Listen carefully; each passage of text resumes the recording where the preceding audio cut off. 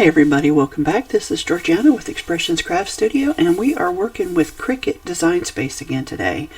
So you may have seen, I have done videos before where I made easels for cards. Some of them were attached to the back of the card like a postcard. You used to be able to buy them like that back in the day. That's how old I am. I don't know if they still make them that way anymore.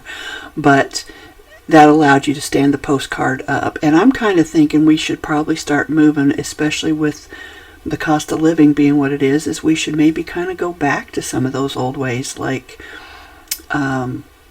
instead of making a card that opens up, make your card front as pretty as you want, leave room on the back for your sentiment and some, room to write your message, and then either attach the easel to it, which I've done before, or include a little cardstock easel that they can set it up to display it if they choose. So in the videos I made previously, I used a lot of access images or imported images, which didn't allow me really to share those files with you guys, with everybody, I should say. If you don't have an access subscription, you didn't have access to some of those files. So what we're doing today is we're going to recreate one. I actually saw this. It is a Spellbinders die from Scrapbook Pal, and it's obviously just very simple in design.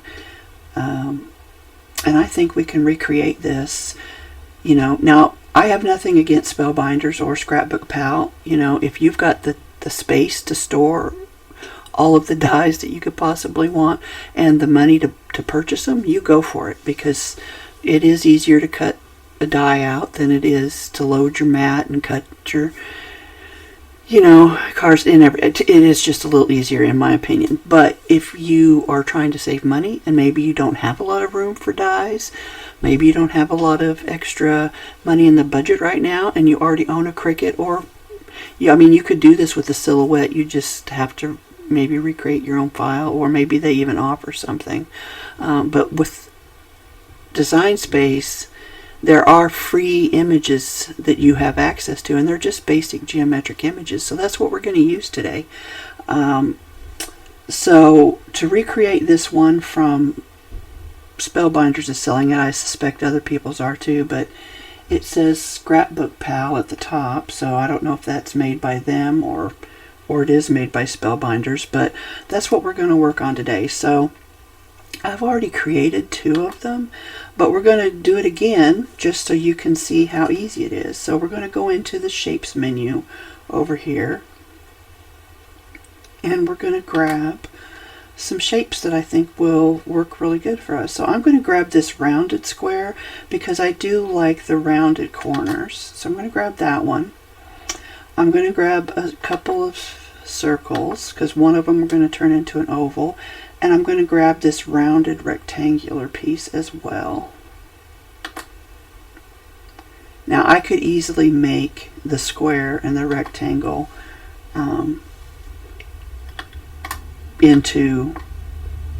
the square and the circle into an oval and a rectangle, but I'm going to just do it this way just because it's easier, or just because there's more than one way to do it. We've already used that color, so let's go with purple. Oh, we've used purple too.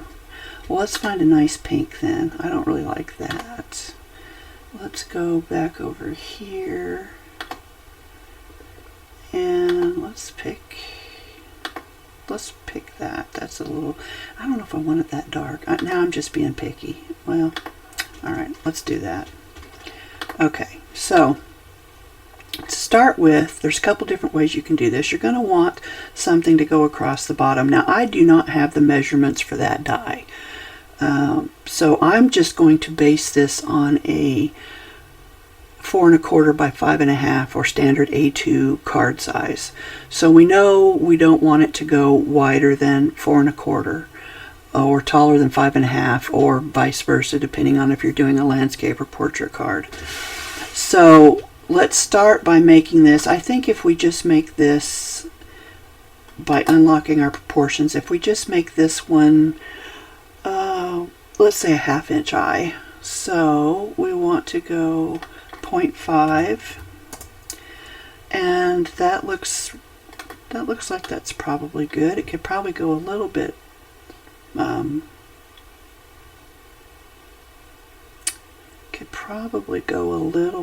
wider, but it's at 2.5 now.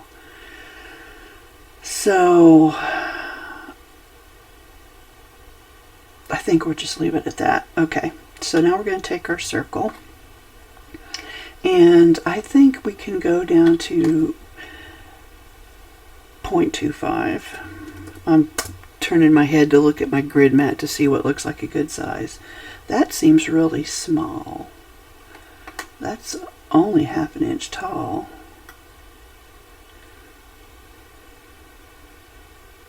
Oh, maybe I should make this 1/2 inch. Okay, let's do it that way, just to kind of keep things roughly the same. So now what I want to do is I want to align these both to the right, and we're going to do this in phases, just to keep it nice and simple.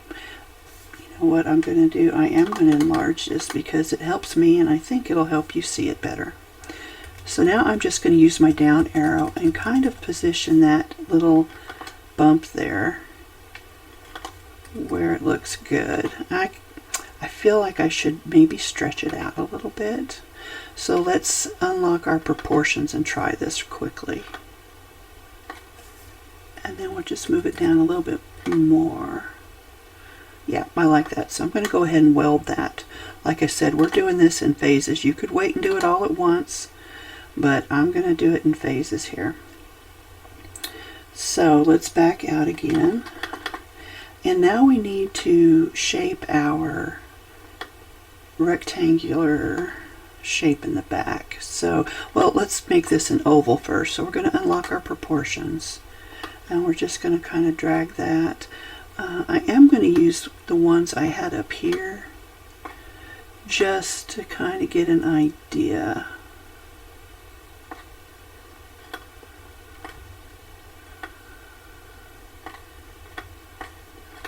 Gives me a starting point. Okay, so we're going to come back down here, and it's been a week or so since I've made this first one, so I'm a little rusty. So we know we can't go taller than 5.5, but if we were to turn it the other way, it'd be 4 1/4. So let's just make it 3. Well,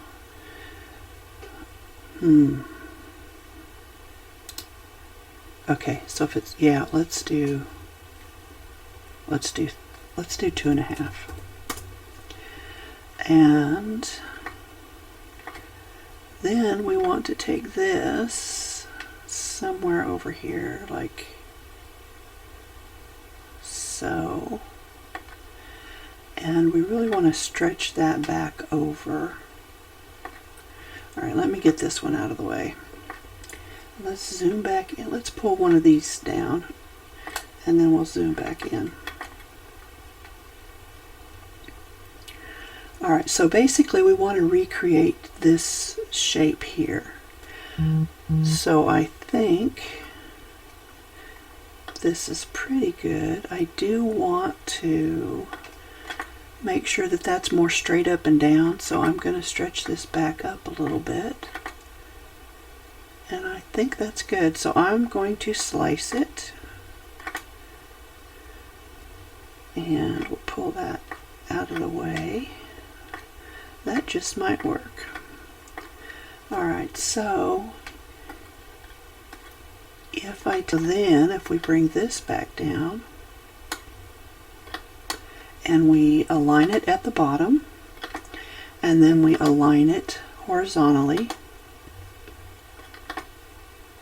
Yep, that looks good. So now I'm going to merge it, combine and weld, I should say.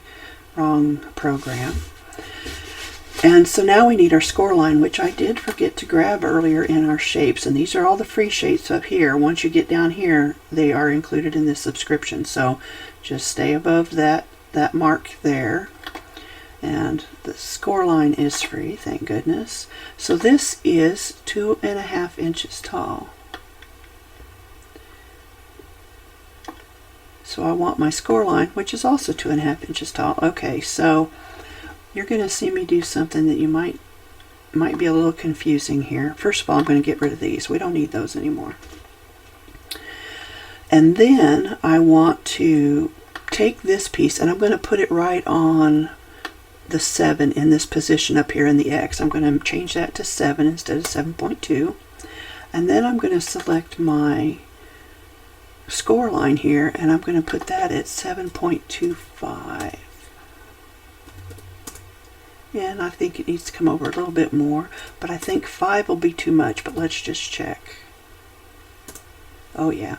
So let's split the difference in 2.5, 3.7 or 0.37. Yeah, we'll work with that. Okay, so then I'm just going to align that at the top or the bottom. You can take your pick. And now we're going to attach it. And then we're going to duplicate it and we're going to flip it horizontally. And there you go. So at this point you would take and you would glue these two together, I think, and then but don't glue past the score line because you want it to be able to open up. And if you feel like you needed a little extra support, you can create a base like this one here, which is just again a rectangle. So in our shapes we're going to grab the rectangle and we're going to grab another score line.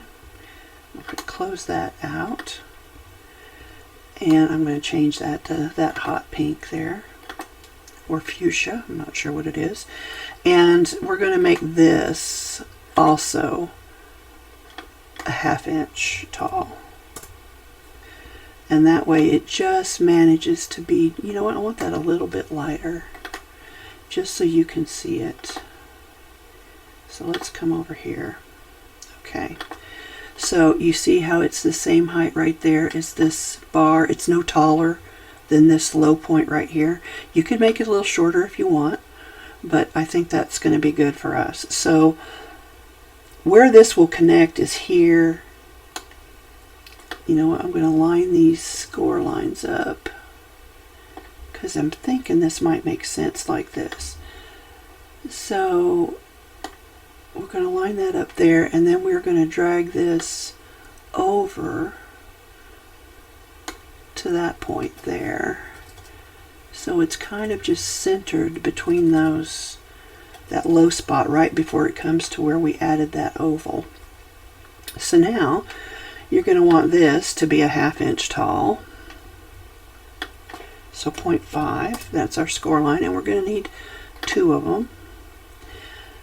So I think that's roughly good. It might be a little,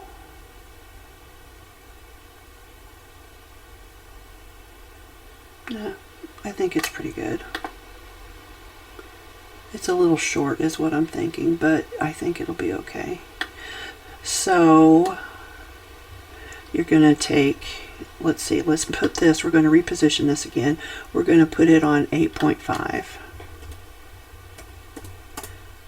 It's not as round a number as I usually like to work with, but I think we can handle it.